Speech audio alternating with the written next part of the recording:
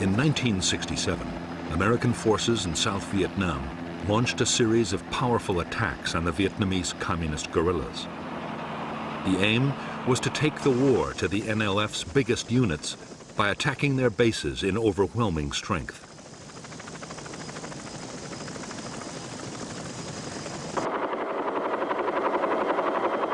The Americans hoped that the guerrillas would stand and fight. They could then annihilate them with vastly superior firepower.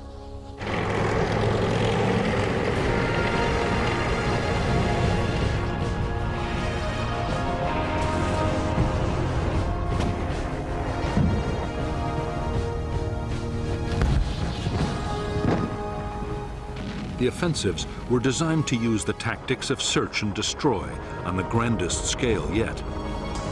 Some of the biggest helicopter operations of the war were mounted to try and trap entire Viet Cong regiments. More guns and aircraft were called in to support the attacks than had ever been unleashed on a Vietnam battlefield.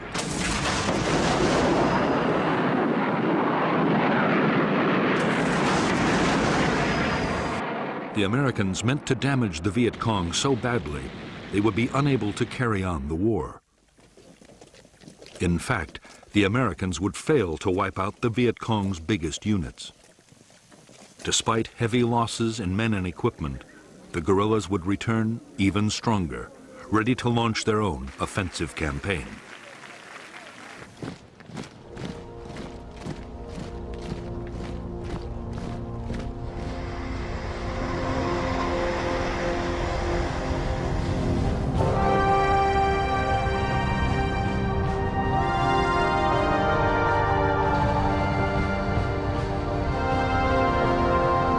By mid-1965, the mission of American troops in South Vietnam was changing fast.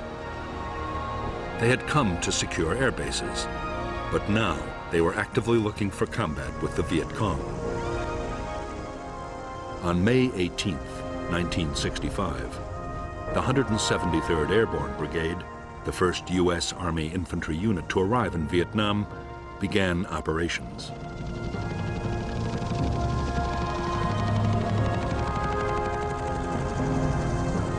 Its first task was to sweep a wide area around its base near Saigon.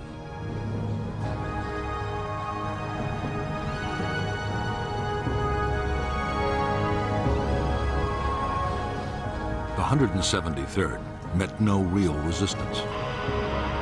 There were thousands of Viet Cong troops in the Saigon area, but they remained elusive.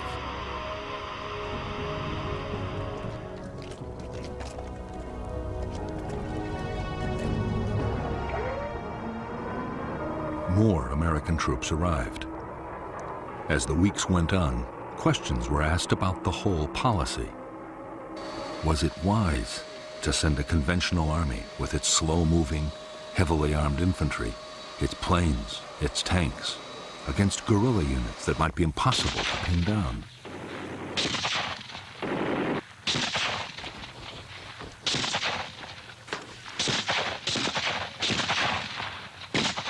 The U.S. commander in Vietnam, General William C. Westmoreland, insisted that the Army could find and beat the enemy. There were soon encouraging signs. In August 1965, in Operation Starlight, U.S. Marines surrounded a Viet Cong regiment of 2,000 men and defeated them in a full-scale battle.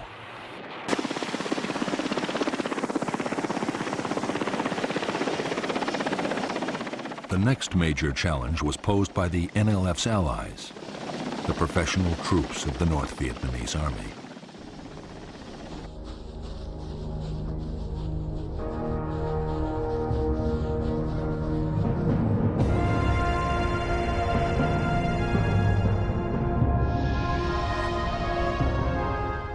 By September 1965, two North Vietnamese Army regiments, the 32nd and the 33rd, had moved down the Ho Chi Minh Trail and infiltrated from Cambodia into South Vietnam.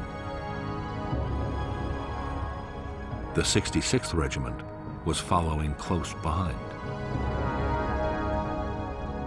The plan was to take the provincial capital, Pleiku, and advance along Highway 19 to the coast at Quinnan, splitting the South in two.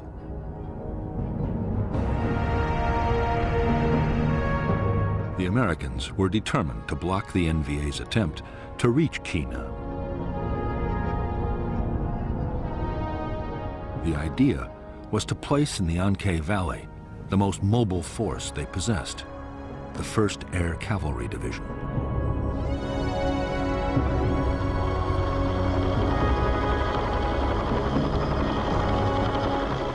The Air Cavalry was the first formation anywhere in the world designed around the helicopter. The division was 15,000 strong and had 480 machines, 5 times the number of a normal infantry division. The whole idea had, until recently, been an experiment with an eye to any future war in Europe. No one really knew how it would work in a place like Vietnam.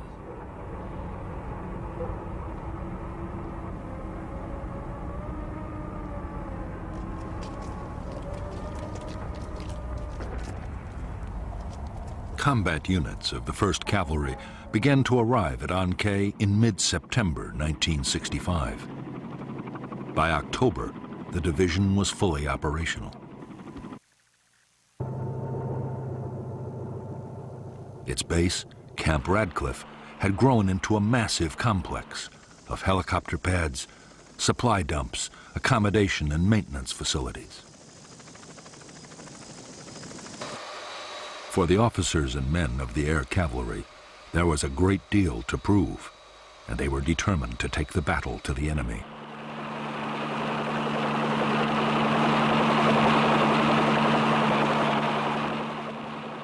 For their part, North Vietnamese Army commanders were just as keen for a fight as the Americans.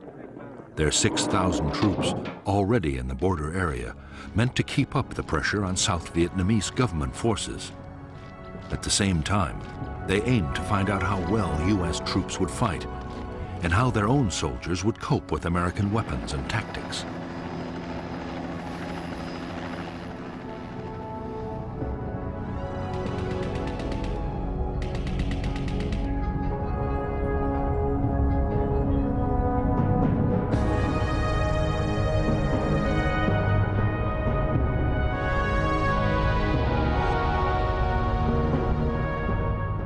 After infiltrating into the south, the 32nd and the 33rd North Vietnamese regiments had established a base area on the high ground of the Chupong Massif. On October 20th, 1965, the 33rd Regiment laid siege to an American Special Forces camp at Plai Mai.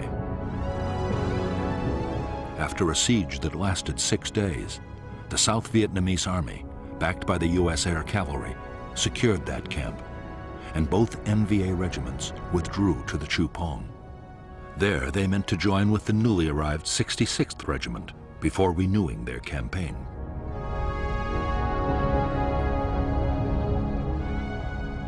The American plan was to fly in the whole of the 1st Battalion of the 7th Cavalry to find the NVA regiments. It was the first time U.S. troops would face NVA regulars. The first step was to create an artillery fire support base near the Chupong at Landing Zone Falcon. Next, the lead elements of the 1st Battalion landed at LZ X-Ray. Right in front of them were nearly all the 66th and 33rd NVA regiments.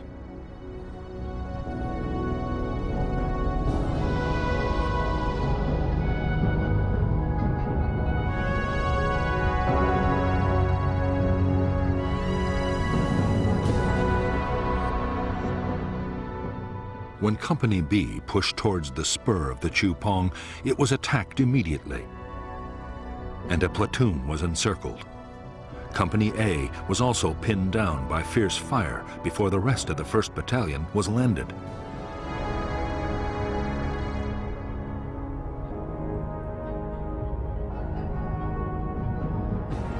A and B companies then launched attacks to relieve the encircled platoon, but were driven back.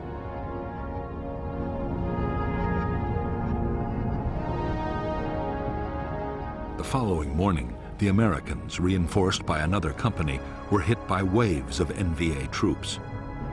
Heavy fire support wreaked havoc on the attackers, and by now another American battalion was on its way overland.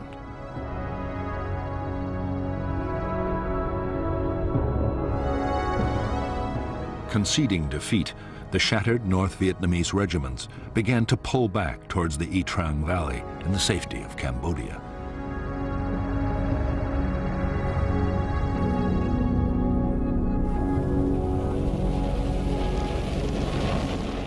After the fight at LZ X-Ray, the Chu Pong was bombed by almost 100 B-52s, each unloading 17 tons of high explosives.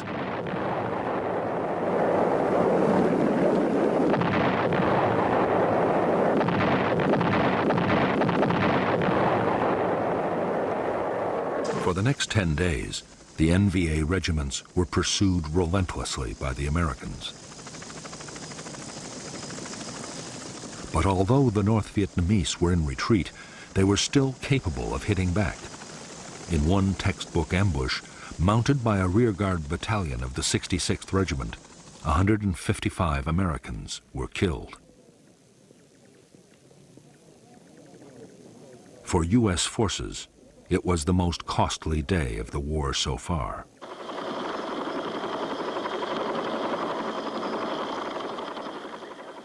In the Battle of the Y Trang Valley and the Pleiku operation, the 1st Cavalry Division lost 300 dead. But the NVA had suffered much worse. 1,300 North Vietnamese soldiers had been killed and many more wounded. It was a clear-cut victory for the Americans. 2 enemy regiments were all but smashed, and there was now little danger of South Vietnam being cut in two.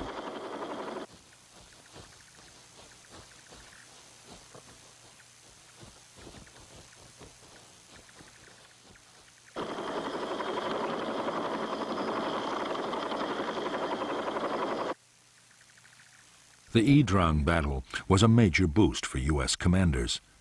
It seemed to prove their strategy was the right one. The enemy's big units could be made to stand and fight, and take heavy casualties in the process.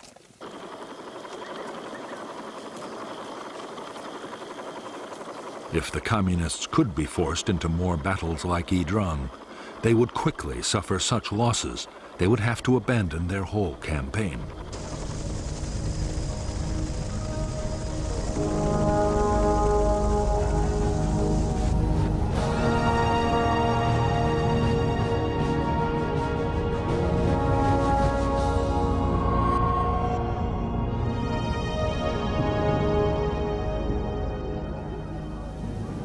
The final push to use American combat forces in South Vietnam had come from President Lyndon Johnson himself. Yet, he had never wanted to fight a war in Asia. Johnson's priority was social reform, his Great Society program, and he feared the war in Vietnam might fatally damage his plans.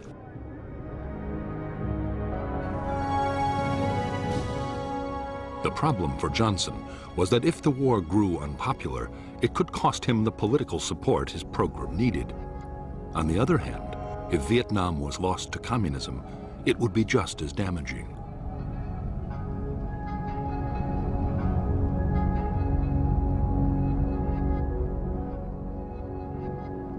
The only solution that Johnson could see, and the one agreed with his Defense Secretary Robert McNamara, was an uneasy compromise. The U.S. would carry on fighting the war, but everything possible would be done to limit its impact on the American people. Dramatic measures like calling up the reserves or the National Guard had to be avoided.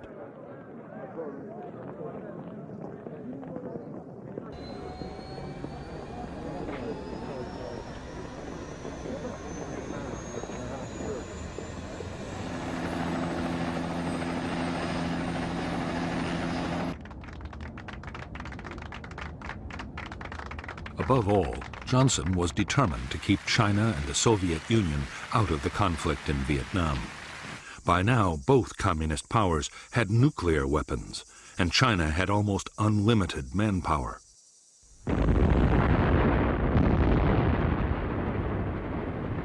fighting the Chinese in Asia, would demand millions of American troops and cost untold casualties.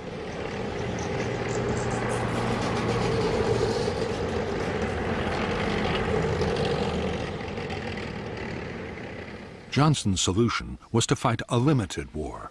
He restricted the bombing campaign against North Vietnam to personally approved targets. He also ruled out invading the North, no matter how much it backed the NLF.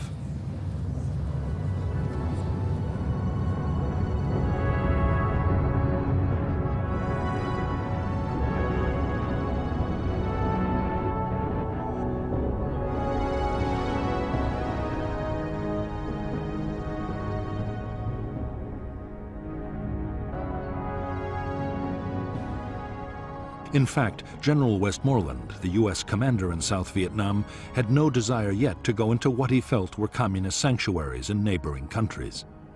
But what he did want was a much more effective bombing campaign to cut the flow of supplies and men to the guerrillas.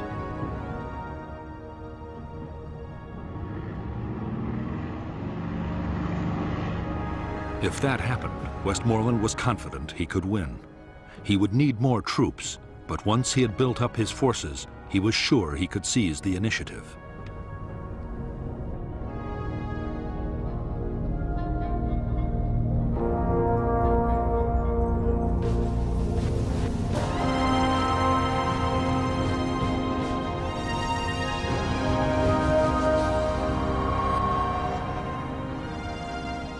The leaders of the National Liberation Front were rarely able to meet. They were forced to gather in the strictest secrecy at a remote forest area near the Cambodian border.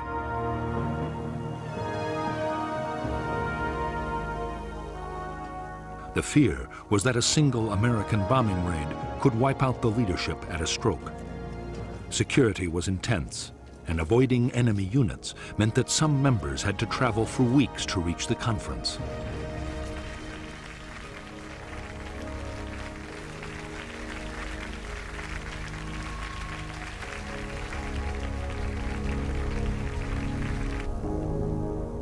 The Central Committee had 52 members and was led by the chairman, Nguyen Hue To. To was a French-educated lawyer and to many in South Vietnam, the acceptable moderate face of the Viet Cong.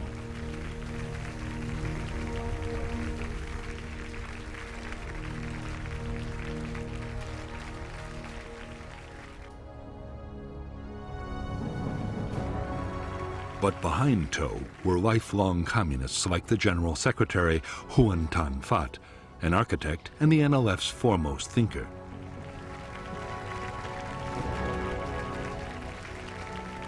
Another hardliner was the French-educated lawyer Tran Bu Kim, one of the NLF's founders.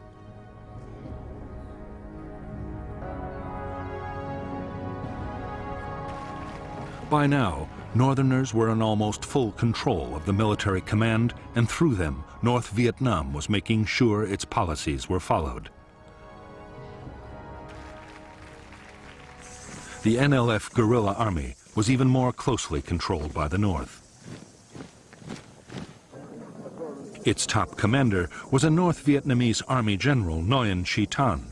Thanh was noted as a political firebrand and wanted to stay on the offensive, whatever the cost or the dangers.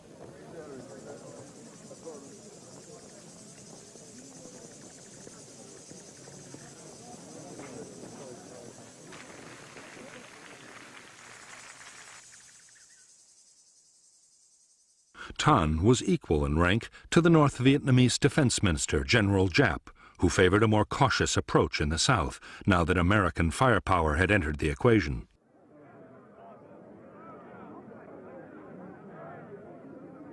By the end of 1965, Giap was winning the argument. The result would soon be felt on the battlefields of South Vietnam.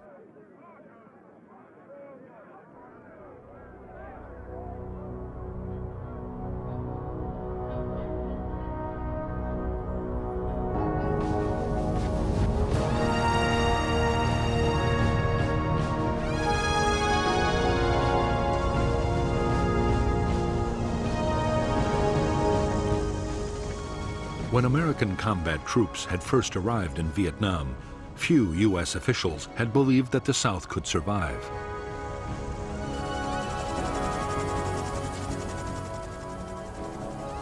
By the end of 1965, the picture had changed dramatically. The new government, led by Air Marshal Key, was growing in confidence.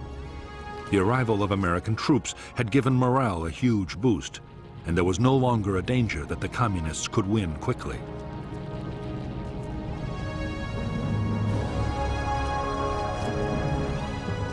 For General Westmoreland, the next stage was to go on the offensive against the Viet Cong.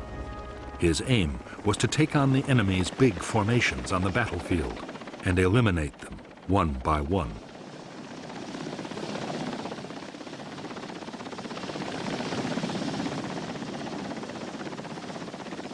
The tactics would be those of search and destroy, finding and trapping the enemy, then smashing his forces with massive firepower.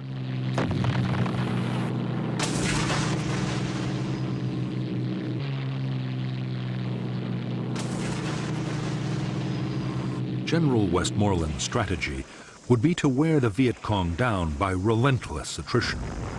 In battle after battle, Westmoreland meant to force the Viet Cong to sacrifice troops and materials faster than they could ever be replaced.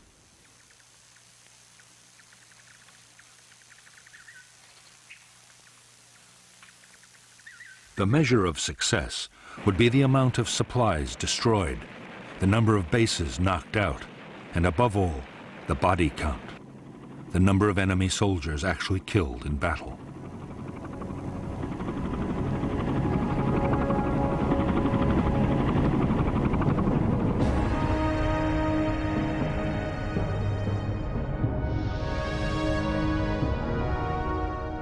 For defense, 4 national priority areas were agreed by the Americans and the South Vietnamese. The coastal provinces around Da Nang and Quy Nhon, and the central part of the Mekong Delta, and above all Saigon, the capital. These were to be first consolidated and then made the springboards for large-scale search and destroy operations against enemy units in base areas.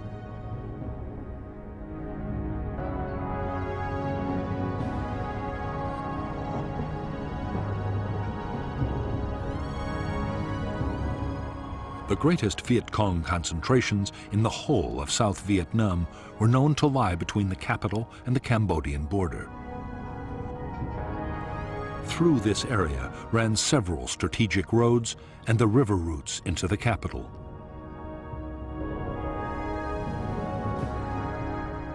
There were believed to be enemy bases in the Iron Triangle, War Zone C, and War Zone D.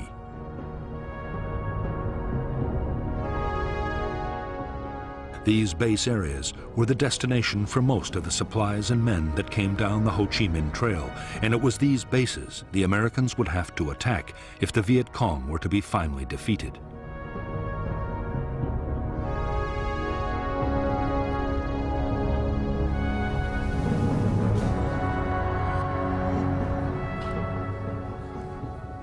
A key part of the American strategy was to stop the Viet Cong, replacing the men and supplies they lost in battle.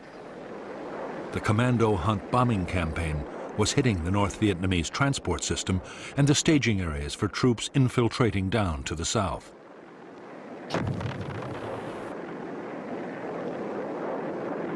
During 1965, U.S. aircraft had flown 55,000 individual sorties over the north.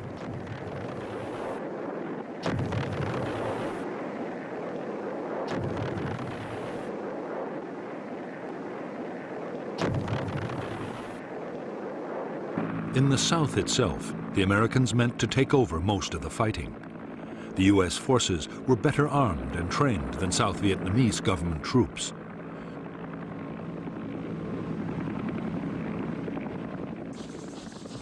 They were much more mobile and had the backing of enormous firepower.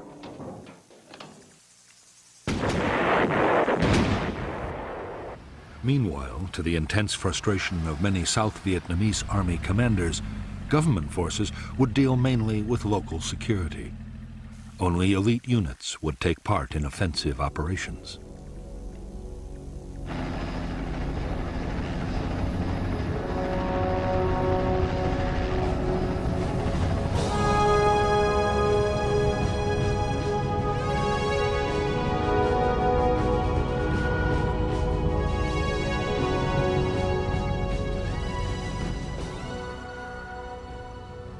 In December 1965, Ho Chi Minh and the North Vietnamese leadership ordered a change in the way the war in the South was to be fought. From now on, the Viet Cong would avoid pitched battles with the Americans unless the odds were clearly in their favor. There would be more hit and run attacks and ambushes.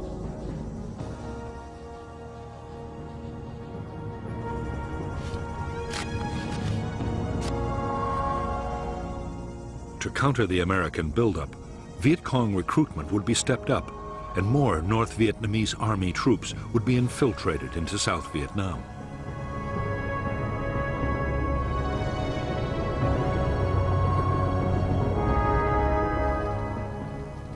The Vietnamese communists, following the example of Chinese guerrillas before them, had always given the highest priority to creating safe base areas.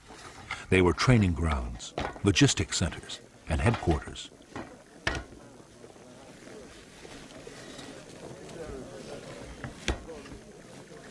They also offered secure sanctuaries for times when the war might go badly.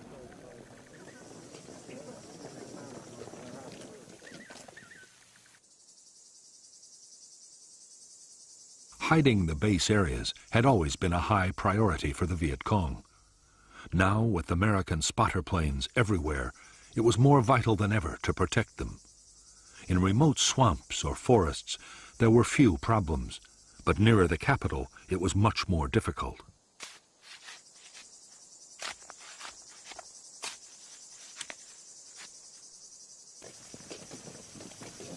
The answer was to build enormous warrens of underground tunnels.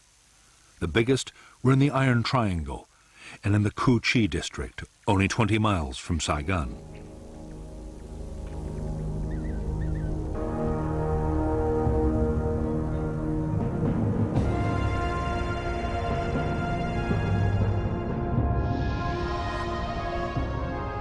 In the Cu Chi base area, any facility used by the guerrillas, like a conference room or training area, had almost instant access to the safety of underground.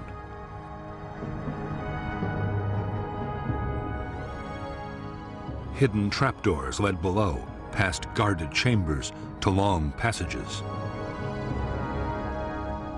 At regular intervals, branches led back to the surface and other secret entrances.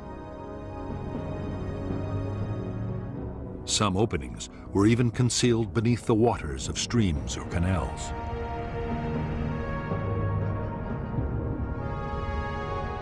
At the deeper levels, there were chambers carved out for arms factories and a well for the base's water supply. There were storerooms for weapons and rice, and there was sometimes a hospital or forward aid station.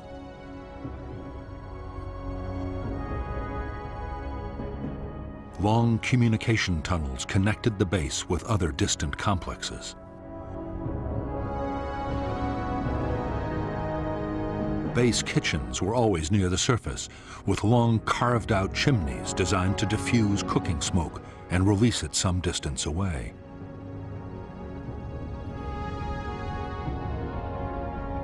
Near the kitchens were the guerrillas' sleeping chambers, where they could survive for weeks at a time if need be. Everywhere on the top level, there were tunnels leading back upwards to hundreds of hidden firing posts for defense of the base.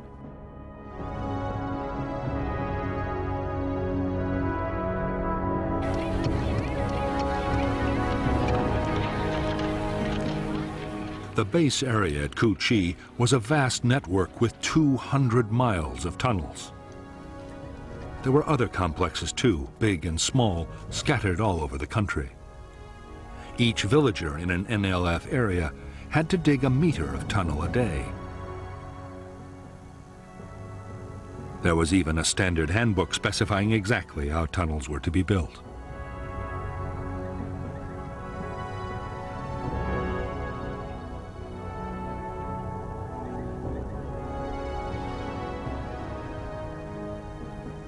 The orders coming from NLF headquarters were absolutely clear. Tunnels were not to be treated as mere shelters. They were to be fighting bases, able to provide continuous support for troops.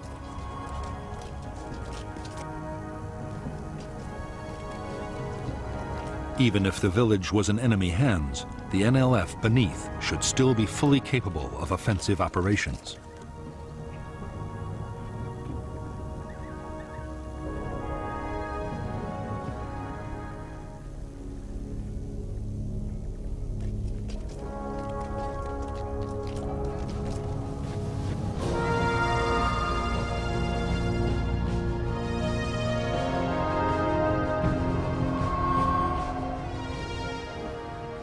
When Washington had decided to send American troops to fight the Viet Cong, the biggest question had been how many would be needed to win.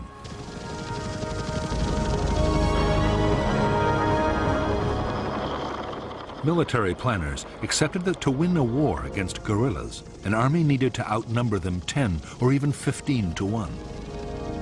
But American generals were now arguing that the Viet Cong was no longer a guerrilla force, but a conventional army of big units.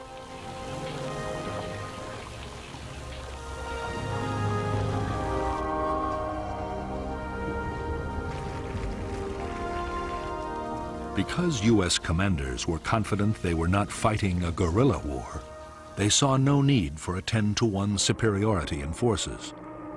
Against a regular army, 3-to-1 was usually considered enough.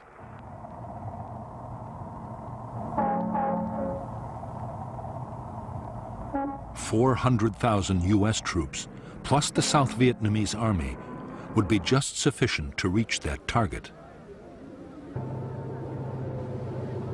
The plan was to have most of the men in Vietnam by the end of 1966.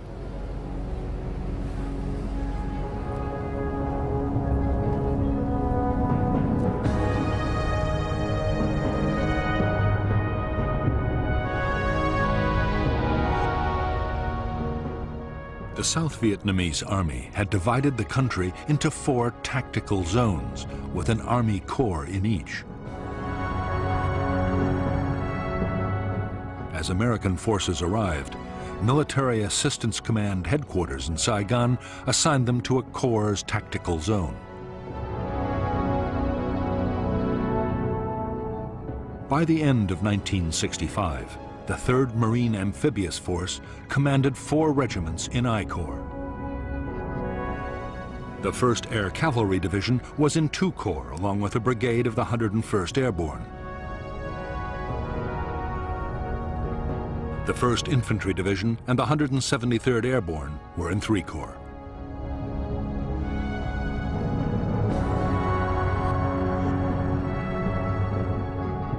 During 1966, the plan was to build up U.S. strength by 2 Marine regiments, 3 Army divisions, an armored cavalry regiment, and 2 light infantry brigades.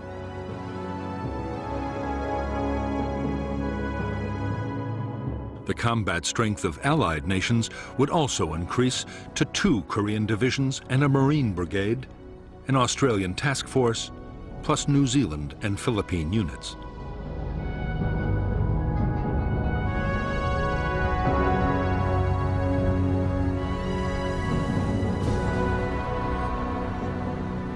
By late December 1965, almost 150,000 U.S. troops had arrived in Vietnam. The Air Force had over 500 aircraft at 8 bases. The huge scale of the buildup had placed an incredible strain on facilities and installations.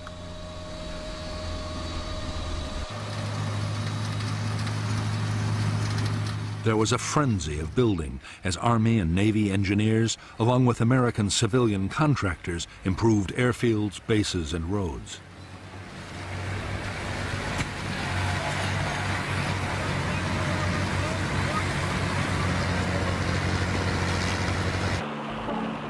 the most ambitious construction project of all was a gigantic port and logistics base at Cam Ranh Bay.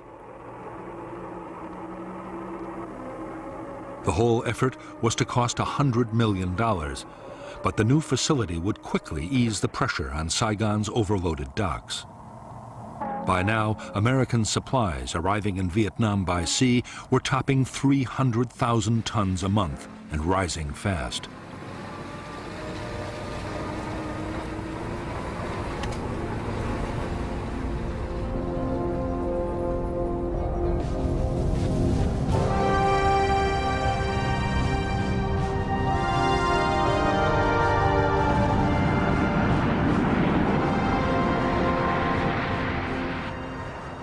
As the Cold War had produced one world crisis after another, the U.S. armed forces had been on a war footing almost continuously for 5 years.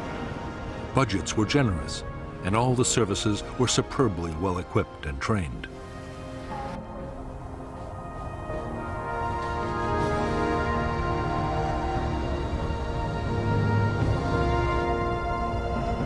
Many American officers and NCOs already had combat experience in Vietnam as military advisors. Most of the more senior personnel had fought in World War II and Korea.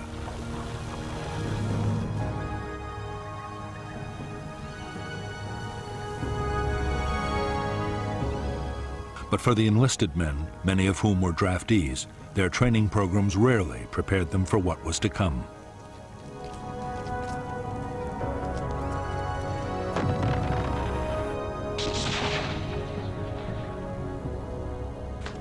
Even to the best trained soldiers, the reality of arriving in Vietnam could come as a shock. The climate was exhausting, with extremes of heat and humidity. The Vietnamese people and their culture were totally unfamiliar. Many American soldiers were from U.S. cities, and the lives of Southeast Asian peasants were beyond anything they knew.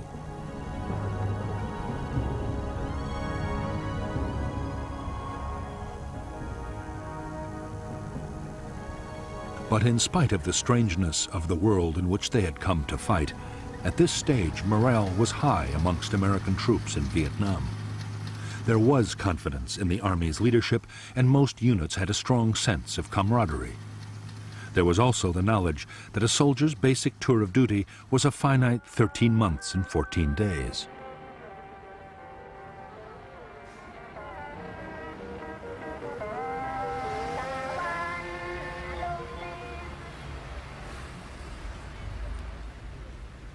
While thousands of Americans were getting their first look at Vietnam, the South Vietnamese Army was in its 6th year of war.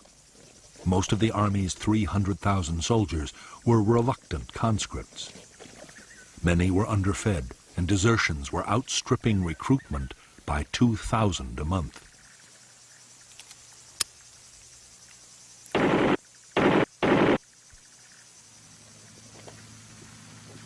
As for the officers, corruption was rife, and many sold their units food and supplies. The most senior commanders had nearly all been appointed for their political and family connections.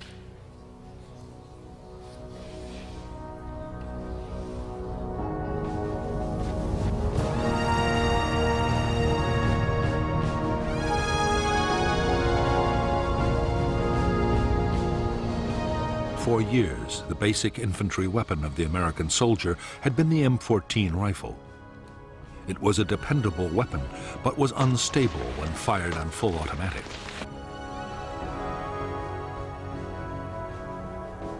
The M14 would stay in service with some units for a long time yet. But a new weapon was starting to reach the troops in Vietnam.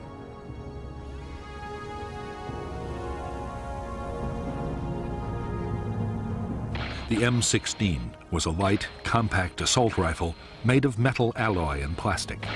It was effective up to 400 yards and had a very high rate of fire.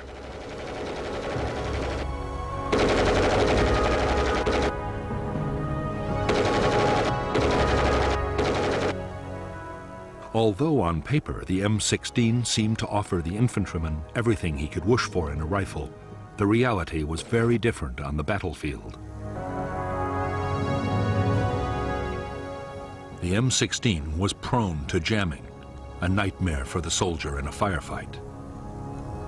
The problem was reduced by scrupulous cleaning, and later modifications would cure the problem completely. But in the meantime, many men viewed the M16 with deep mistrust.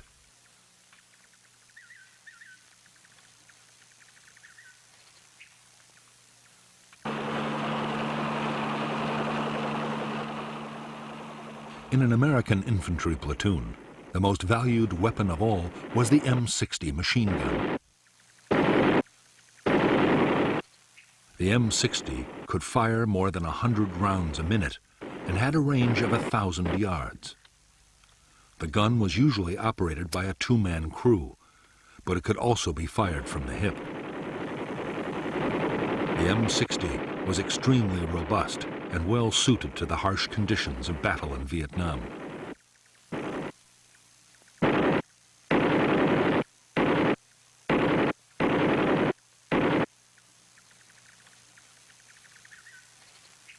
As well as the weapons they took with them into the field, American infantry could call on heavy fire support at any time. Ground attack aircraft could saturate the area with high explosives or napalm, while few operations were ever mounted out of range of friendly artillery.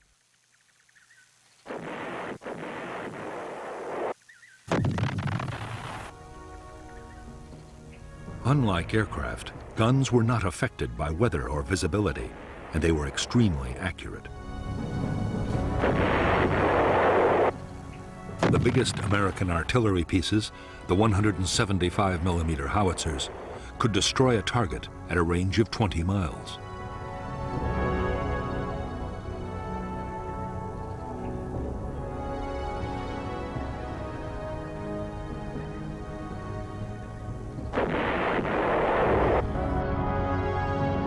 By now, every infantry division depended heavily on helicopters to maneuver its forces on the battlefield and to carry supplies and heavy equipment. For the Army, the basic infantry transport helicopter was the UH-1 Huey. The men called it a slick because its frame was uncluttered by guns or rockets.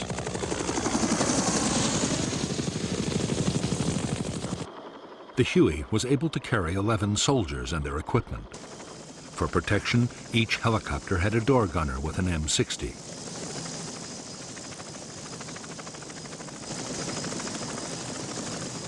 As well as Hueys for transporting infantry and general supplies, there were Huey gunships for escort and assault. The gunships were armed with a formidable array of rockets, machine guns, and grenade launchers.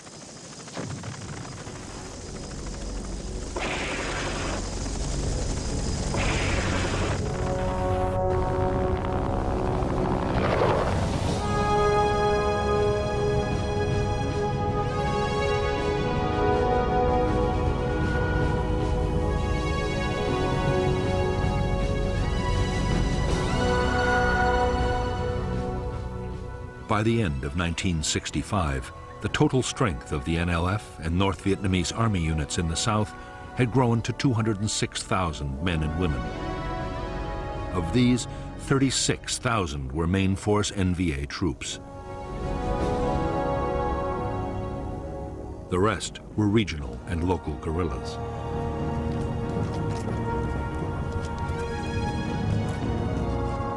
The main force Viet Cong units were used to launch large-scale offensives over a wide area. They were uniformed, full-time soldiers.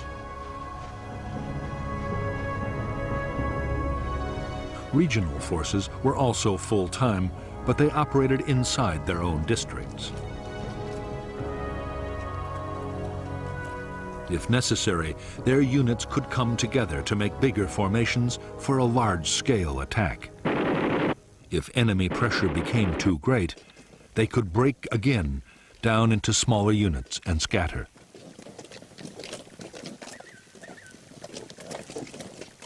As for the local guerrillas based in the villages, their main job was political. They were a constant reminder of the armed presence of the Viet Cong and worked to increase local support.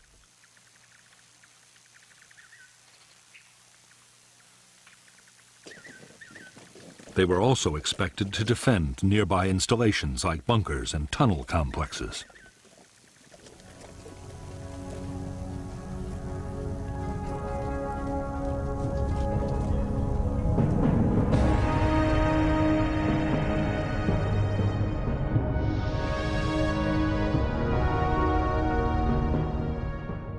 Viet Cong forces were commanded by the Central Office for South Vietnam, near the Cambodian border.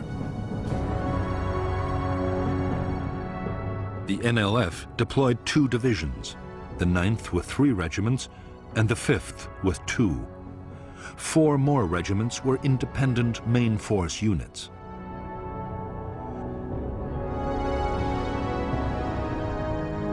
The NLF also controlled more than 40 local and regional battalions.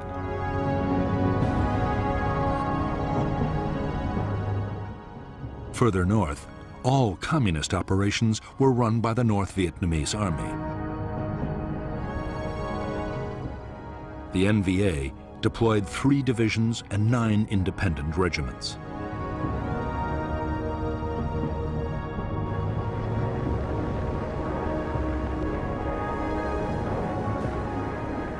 In 1965, American aircraft made tens of thousands of bombing attacks against the Ho Chi Minh supply trail and on logistic centers in North Vietnam.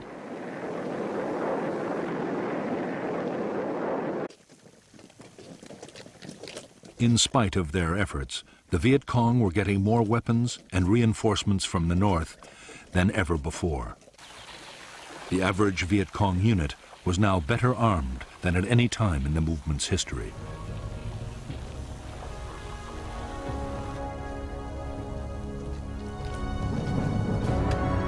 Although the guerrillas depended on the Ho Chi Minh Trail for arms, ammunition, and special equipment, 21 tons a day was enough to keep them fighting.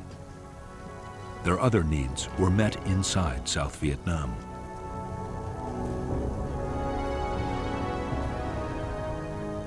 To feed the troops, rice taxes were imposed on farmers, and every possible local resource was used and reused.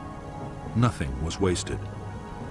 Even the American supplies and containers left behind on the battlefield were put to some military purpose.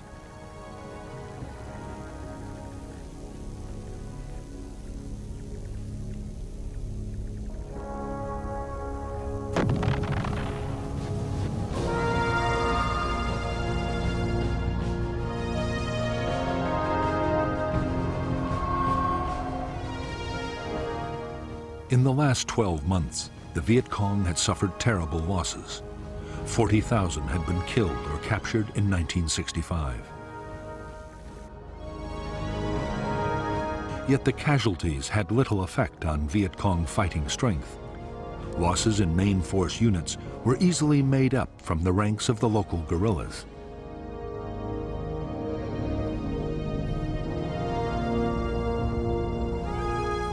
The biggest problem was the high casualty rate among officers.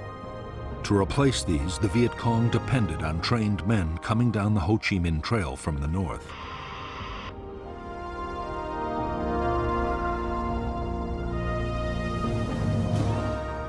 One in 10 Viet Cong were now northern, and the Viet Cong was increasingly run by the northerners right down to the village level.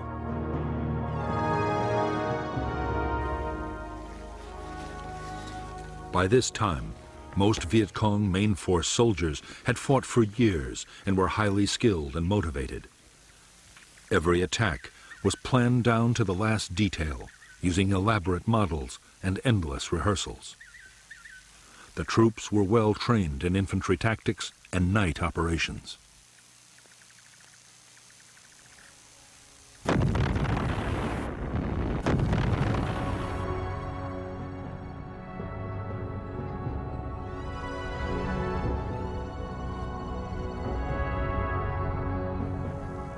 They were also masters of camouflage. While main force troops thought of themselves as professional soldiers, local Viet Cong were far less confident. Mostly the recruits were young teenagers, and while many were motivated by idealism, others had been pressured or shamed into joining. What many had in common were real doubts about their ability to fight heavily armed and well-trained American soldiers.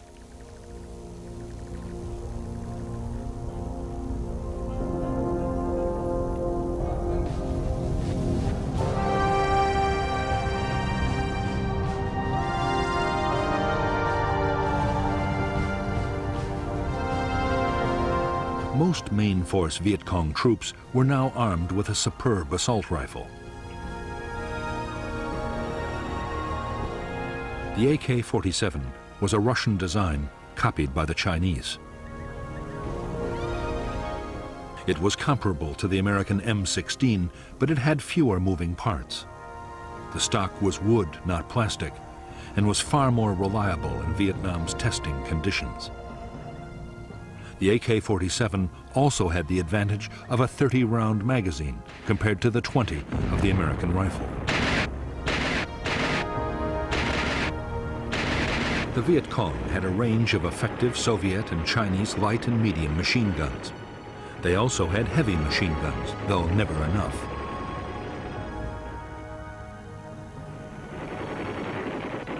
The bigger weapons were especially valued for defense against American helicopters.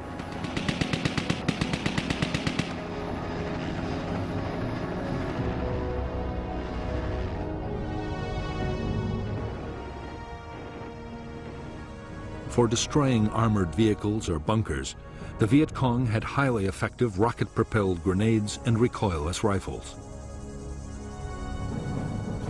Mortars were also available in large numbers and had the advantage of being very easy to transport.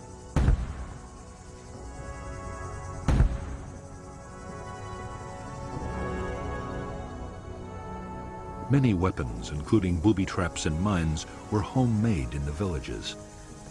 The materials ranged from scavenged tin cans to discarded wire, but the most important ingredients were provided by the enemy.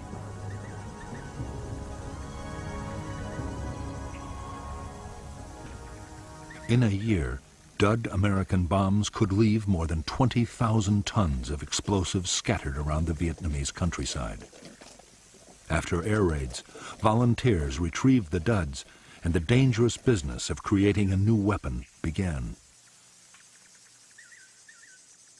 In 1966, locally made devices would kill more than 1,000 American soldiers.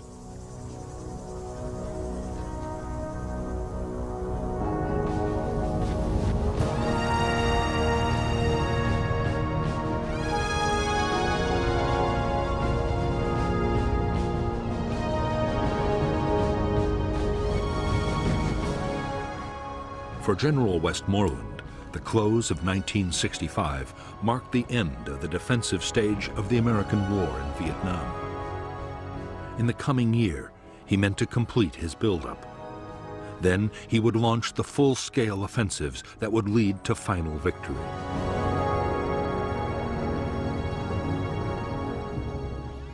The key to Westmoreland's strategy was that communist main force units would be destroyed in set-piece battles by concentrated American firepower. Westmoreland was confident the Viet Cong would stand and fight. But there were some signs that the Viet Cong might be changing their tactics.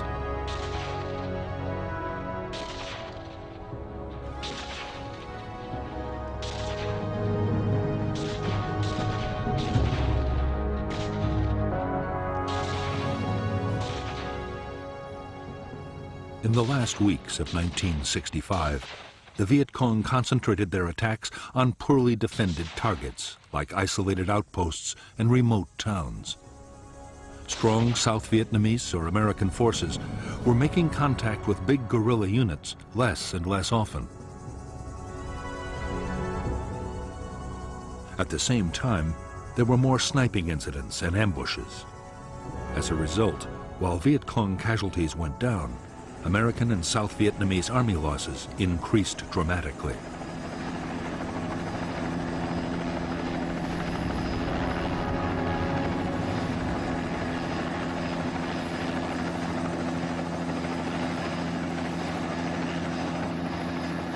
There was even more disturbing news in store for American commanders as 1965 came to a close. Washington's Defense Intelligence Agency reported that the Rolling Thunder bombing campaign against North Vietnam was failing.